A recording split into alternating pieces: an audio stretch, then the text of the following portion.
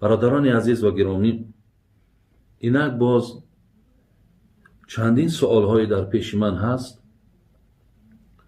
میخواهم با این سوال ها جواب گردانم. همیشه برادران عزیز دعا کردنی در حق یکدیگر را فراموش نکنیم، زیرا دعای مؤمن در حق مؤمن، علال خصوص اگر باز در غایب یکدیگر باشد، انشاءالله قبول می شود. حاضرش که شما در غایب من هستین، من در حق همه شما دعاگو هستم. شما هم در حق ما برادران عزیز دعاگو باشید. الله مهربان حفظتان کند. همه شما را به خاطر خدا دوست می دارم. همه شما را به خاطر خدا حرمت می کنم.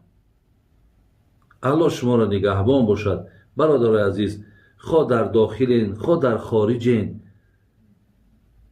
مادامی که نیتی نیک دارین، مادامی که قلبهای پاک دارین، مادامی که مسلمانین، مادامی که از ملت ماین، خدای شما را حفظ کند.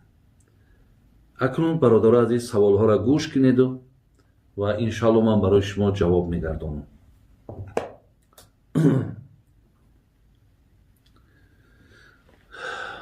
استاد، در وقت لباسشویی آب لباس در لباس تنت رسد، آیا لباست به نماز می شود؟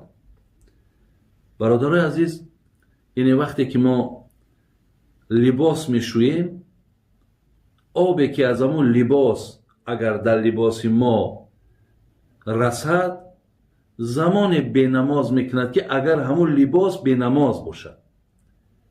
یعنی اگر همون لباس ما آلوده یگان نجاست باشد، آب او البته پلیده، آب او حرامه. در لباس ما که رسید، لباس ما را به نماز میکند. لیکن اگر همین لباس هایی که حاضر ما داریم مثال میپوشیم، یک عرق بدن میرسد، یا یگان هفته میپوشیم، مردم ما که عادت دارن یک هفته و دو هفته و یا یک روز و دو روز در لباس هامون میشوییم، این آب این برادر عزیز این به نماز نمیکند. زیرا خود همان عرق بدن مسلمان خودش به نماز نیست. از این لحاظ فقط وقت به نماز میکند که همان لباس خودش آلوده یگان نجاست باشد، یگان به نمازی داشته باشد. سوال دیگر، بابای حاجی، مسجد الحرام چی معنا دارد؟ برای چی مسجد الحرام میگویند؟ یعنی برادرای عزیز، یکی از مسجدهای کلانترین در روی عالم همون مسجد الحرام است، یعنی کعبه.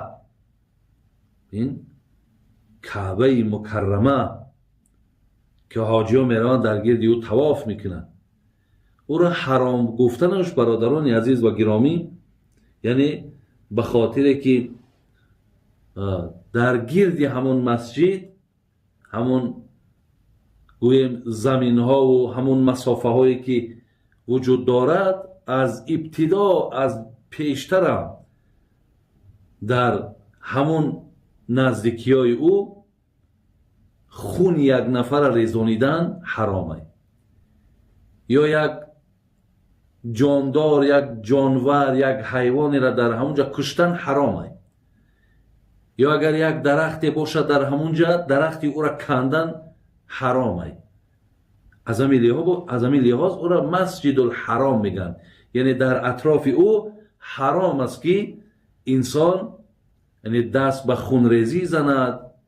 و حتی زمانهایی بود، حتی پیامبر اون وقتی که مکه را فتح کرد، او کسی اگر خانه ابو سفیان می درآید رضی الله عنه، کسی مسجد الحرام می درآید، یا کسی درهاشون از داخل محکم میکنن، اونها در امنن، یعنی هیچ کس اونها را مقصد زیان و ضرر رساندن نمیتونن.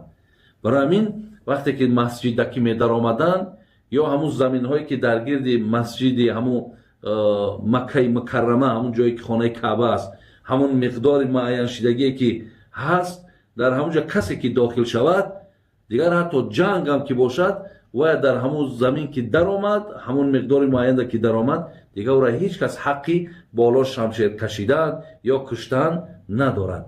و همین خاطر ایران مسجد حرام میگویم برادر عزیز.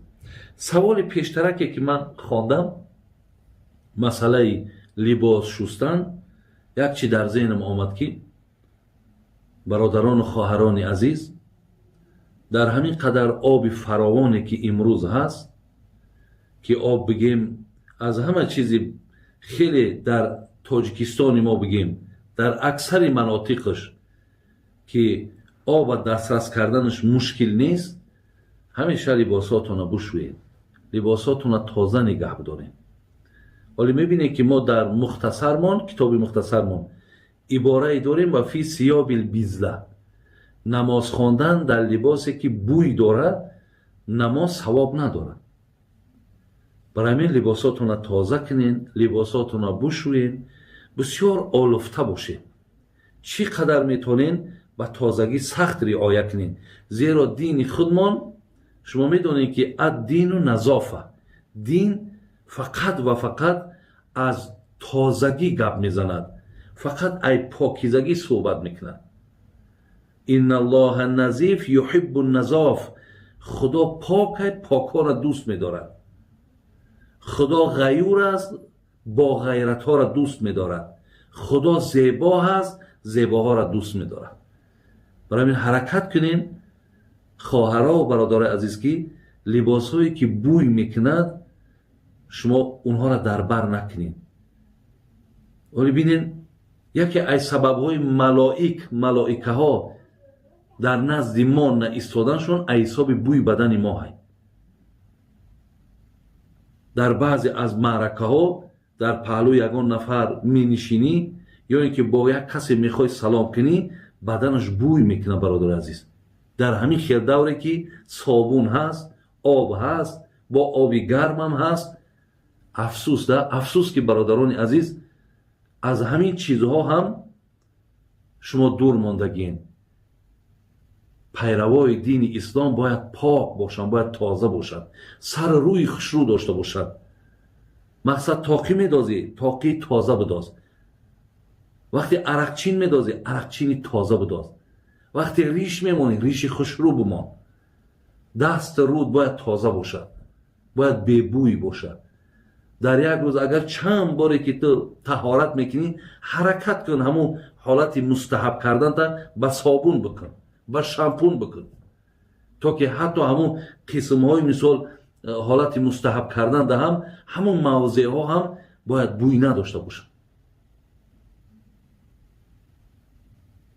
این چیزها را سخت رعایت کنیم برادران عزیز و گرامی، علخصوص مهاجرای ما، علخصوص برادرایی که در شهرهای روسیه میگردین.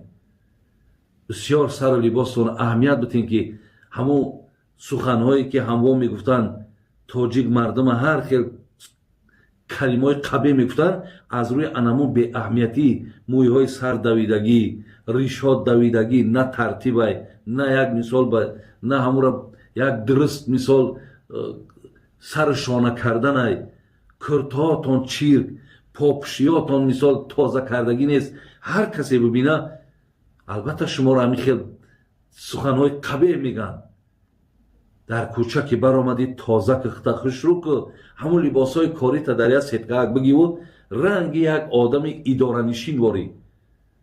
در کوچه برآمدی سر لباسی تازه خوش رو در سرکت همه ترتیب تا نگاه که بعد مقصد برای در جای کاریت بدر که باز لباس های کاریت خط کار کردی برآمدی با لباس های تازه تا پوش با در رو بگرام.